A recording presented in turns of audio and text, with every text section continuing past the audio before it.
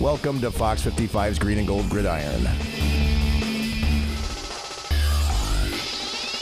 Thank you so much for joining us on Fox 55's Green and Gold Gridiron. We are taping this week's show on Veterans Day, and we thank all our military personnel who have served our country and continue to do so. I'm Brian Groff alongside former Packers and Badgers offensive lineman Bill Ferrario. How's it going, Brian? Very excited to be here this week, coming off a huge win against a division rival. Yeah, they've really, in this series, taken a really big momentum swing. The Packers over the last 20 years, we're going to get into that throughout this half hour and really how the momentum has changed in Packers-Bears throughout the years. We have a Packers Hall of Famer with us this evening. We also have Keith Rodink and Jana Wimmer as well. Let's talk about that 55-14 win against Chicago on Sunday night. Aaron Rodgers throws for 6 touchdown passes. He makes it look easy, but it's not, is it? But he finds so many different ways to score. It definitely isn't easy, and Brian, we all know where it starts with that protection up front. The O-line played well. We had 2 guards playing in this game with injuries, but came back after a bye. We're healthy enough to play, and here we see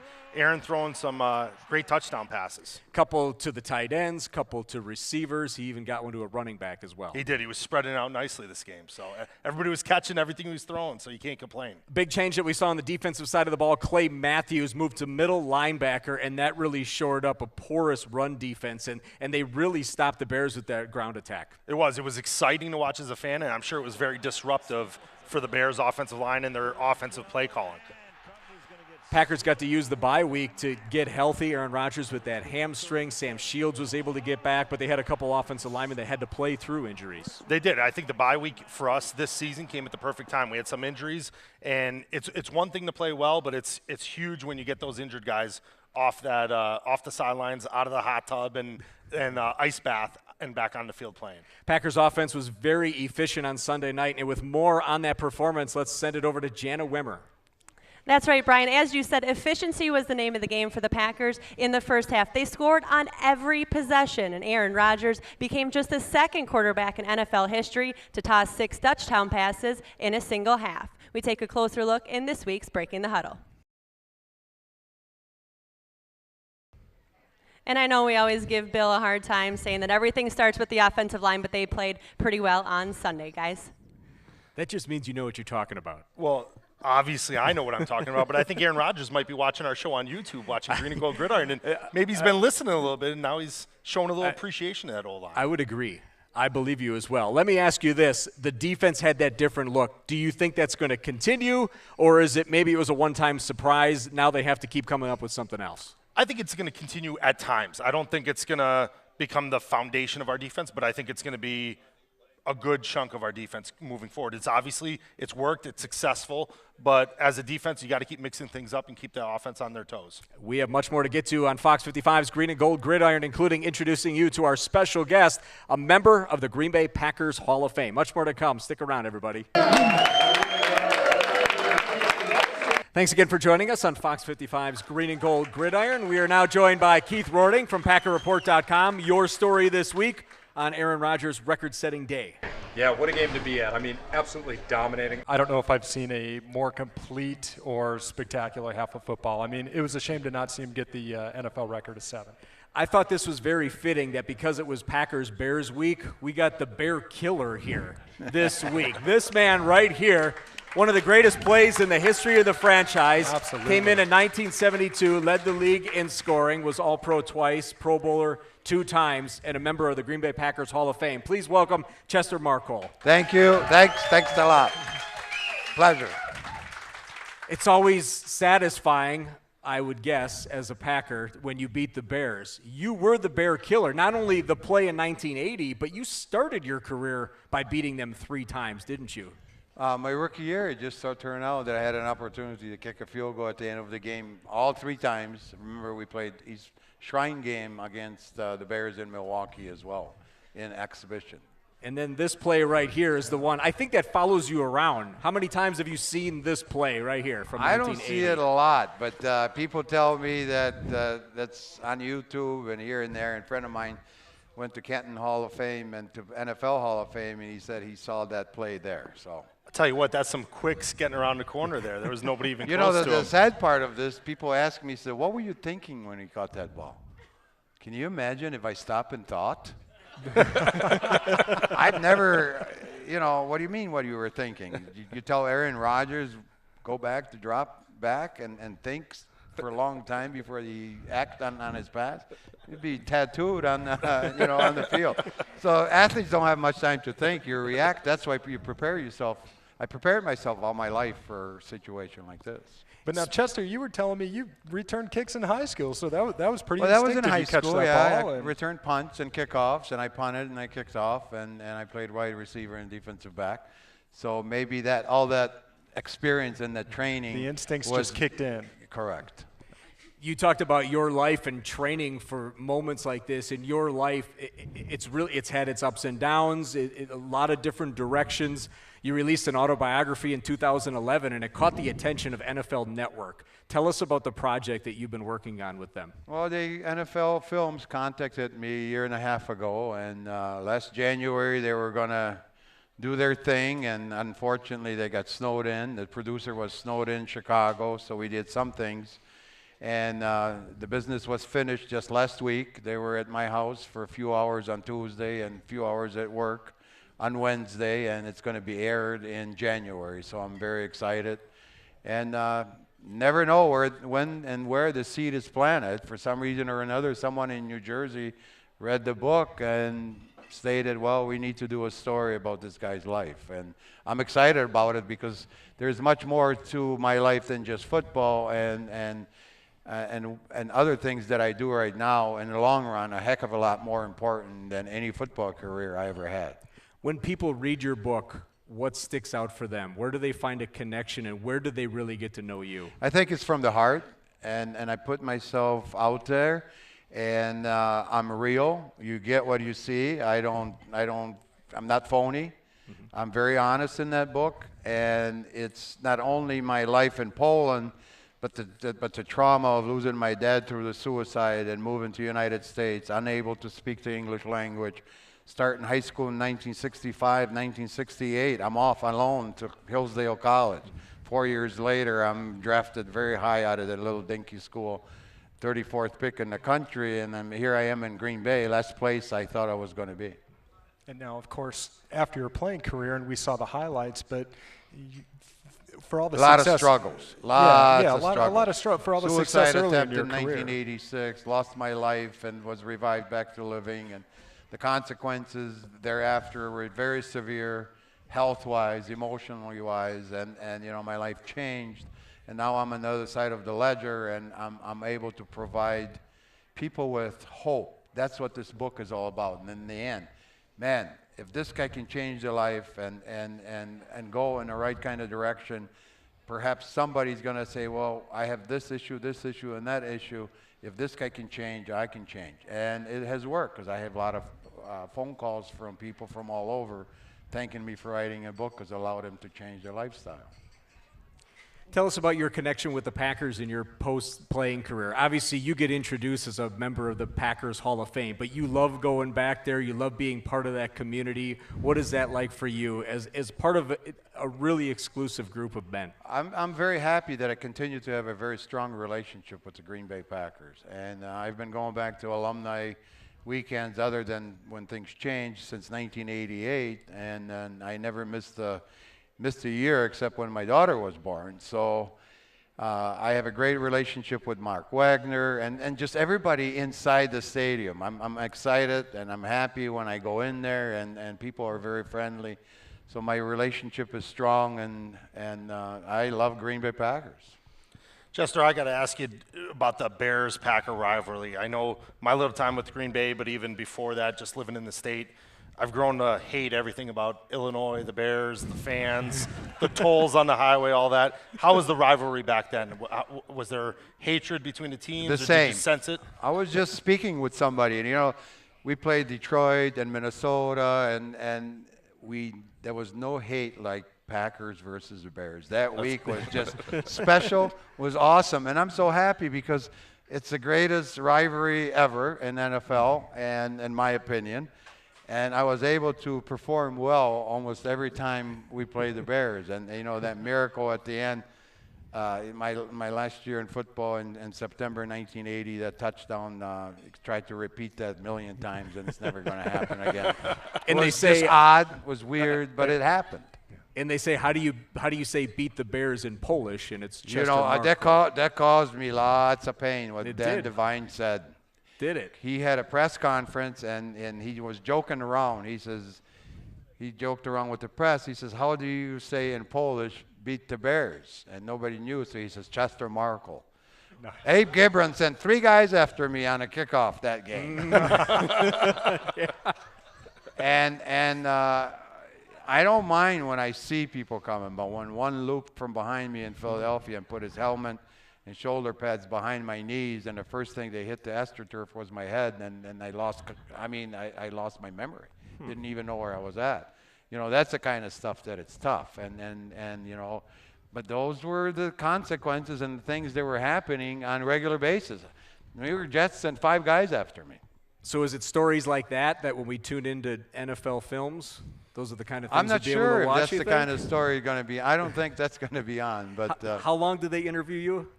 they interviewed me for a couple hours, and hundreds of hours, not hours, but hundreds of minutes of interview, and it's going to be, you know, what, 25 minutes, maybe 20 plus commercials. And I'm guessing an hour. so Guessing an hour for you. I don't know. You know. So you'll tune in when the rest of us do. I'm looking forward to it, and to be honest with you, it's probably one of the greatest honors later on in life I've experienced, because to have NFL films, Steve Sable, that I watched since I was a kid, and respect that channel, that NFL films, that's just kind of like a Cadillac of the cars as far as I'm concerned, you know, and so I'm very excited, I'm very proud, and I'm very proud that I can share that with my kids, and because those are the most important people in my life, and because of my kids, I changed my life. You know, nothing really captures the fabric and the history of the NFL like those NFL films and Steve Sable. So I mean, absolutely, you're a part of that, and you know, we saw that play right there. So I'm excited. I'm very excited. That's fantastic. good We're to going to turn our attention now to our Titletown topics. And Jana Wimmer, what's our first one? You guys were just talking about the Packers-Bears rivalry. It's one of the longest in all of football, but lately it's been all Packers. Since 1992, they've won 34 of 47. One key for the Packers has been consistency at the quarterback position and at head coach. So, guys, has that been the difference over the last 22 years? I definitely think it has. For Green Bay's favor, going from Brett Favre to Aaron Rodgers, I mean, we've had 2 phenomenal quarterbacks being the foundation of that Packers team. We've had some good coaches and a lot of good key players around those 2 quarterbacks. So I think that's helped us keep the success in our favor. The GM's the other part of that as well. Absolutely. absolutely. And I think Bob Harlan was the biggest reason why Packers went in the direction they went. When they hired Bob Harlan and made him the president, and then he hired Ron Wolf, and after that is history. I think Bob Harlan was the foundation, core of the foundation where the Packers went. Yeah, 34-13 since 1992, when Ron Wolf, when Mike Holmgren, when Brett Favre came in. And I mean, it speaks to the quarterbacks. And, you know, Jay Cutler was having a good year statistically this year, but I think the first half of Sunday night's game, you've never seen a bigger difference between an inspiring leader and a mopey house cat of a quarterback who just can't rally his team behind him. So very lucky. And they've closed that gap in the overall standings. Jana, topic 2. The Packers will see the Eagles on Sunday with a win on Monday Night Football. And the Eagles are tied with the second-best record in the NFC. Mark Sanchez has stepped in and played quarterback and leads a pretty potent offense. So, guys, how will that Packers D stack up? Can they keep it rolling, Keith? Yeah, absolutely. I mean, how happy is Mark Sanchez to go from the Jets offense to kind of this Ferrari of an offense with Chip Kelly? And I mean, he's got Macklin there, and he's got Jordan Matthews and LaShawn McCoy and Darren Sproles. So I think he feels like this is a chance to revitalize his career. Now, if we get the Packer defense that we saw Sunday night, this isn't going to be good like going against that Carolina defense, which really is a shadow of what they were last year. So. But you got to look out for them. There's a lot of weapons for sure. I hope so. I went to that game last year when Philadelphia played Green Bay, except no Aaron Rodgers. And it was sad to watch because Philadelphia completely dominated that game, and I'm hoping it's going to be the other way. But Aaron Rodgers is a weapon that Philadelphia didn't see last year, so That's right. it's going to make a difference. I think as players, we always get told, coming off a game like the Bears, it's never as good as you think and it's never as bad as you think when you have a bad game. I think for the Packers, you have to look at it that you can't just go out there and roll your helmet on the field and expect to win. This is going to be a challenge of a game, not a difficult game, but it's the Eagles are coming out trying to win the game. So it's not going to be a walk in the park. So I think it's going to be a good game. Obviously, we're going to come out with the win, but it's going to be a tough-fought game on Lambeau Field. We know how Bill's going to pick later in the show. We'll take a break. We'll come back with our last two topics.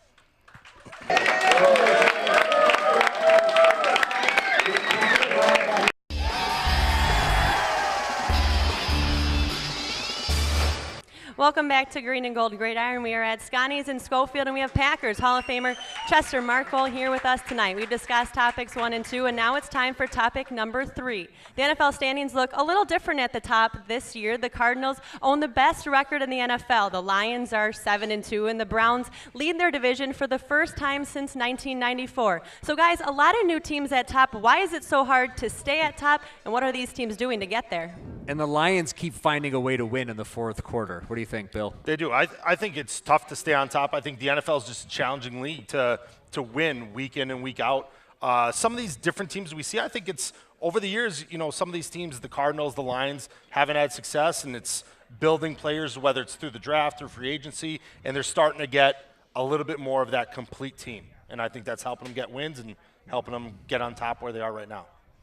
Well, especially with the Lions, I think the coach is making a difference in their attitudes, and Tate compliments Megatron, and look out for the Lions. I predicted them to be 11-5 before the season started. And what was your Packers prediction? 10-6. I I have to be honest. Okay, he's an honest man. A little controversy. Yeah, I thought the Lions were a mirage, but boy, three wins, 3 games in a row in the final 2 minutes. I mean, you got to respect what they're doing offensively. I think you've got Caldwell, as you mentioned. You have that chemistry with Stafford and Joe Lombardi, the offensive coordinator. The Cardinals, they don't do anything great, but they just win. Now Carson Palmer's out, but you've got Drew Stanton in that's won a couple games, and I mean, even Cleveland's leading the division, and God bless him. I love seeing what Brian Hoyer's doing. Keep Johnny Manziel on the bench. I thought the Cardinals would be deflated when their quarterback went out. They missed a field goal, and then all of a sudden Stanton comes in and throws a deep bomb, and they just keep on rolling. Yep, and they had 2 wins with him, so they should have some confidence. All right, we're going to limit it to 3 topics so we can spend a little bit more time on our Fox 55 Pick'em. So we'll have that coming up after this break.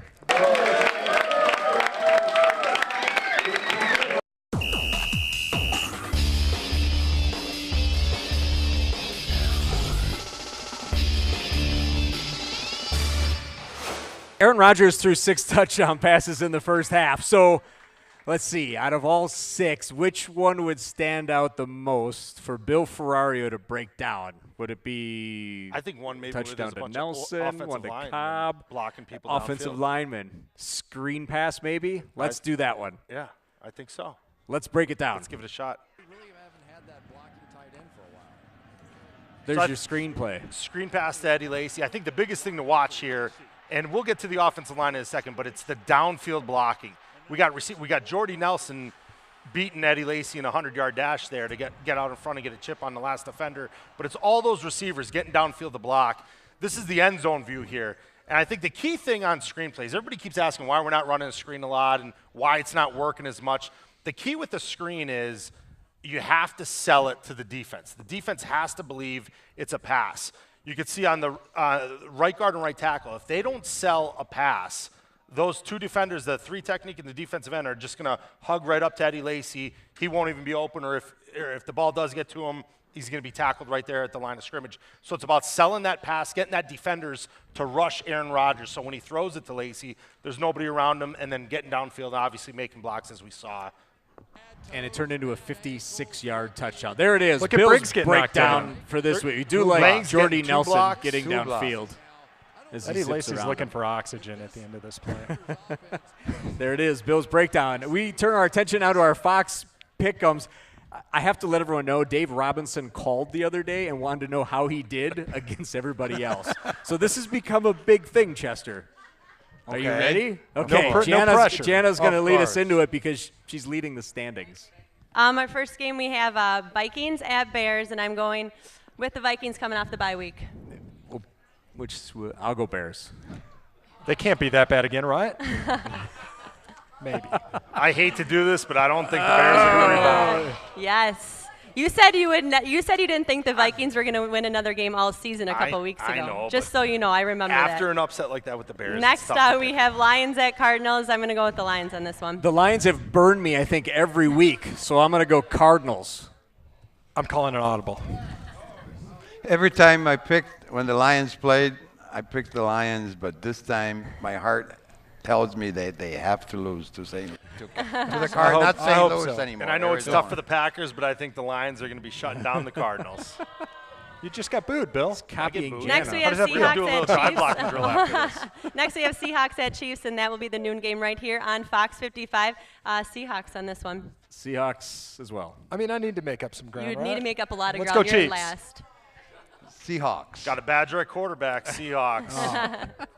And then last but not least, we have Eagles at Packers, and they will be at 3:25 right here on Fox 55. I think this one will be unanimous, but we'll put our What do you cards up think? for you. It is. That it is. I don't think we even have Eagles. We do have Eagles on the back. I know we should. We don't even need to make don't- the other. we don't two. need the No, other we don't. side. Not really. We want to thank Maybe everyone a few for weeks. watching. Our thanks to Chester Marcol. Thanks so Thank much you. for being here this week. Thanks we a lot. appreciate Appreciate it. it. For all of us here on the crew, thanks for watching. We'll see you next time with Packers linebacker Sam Barrington.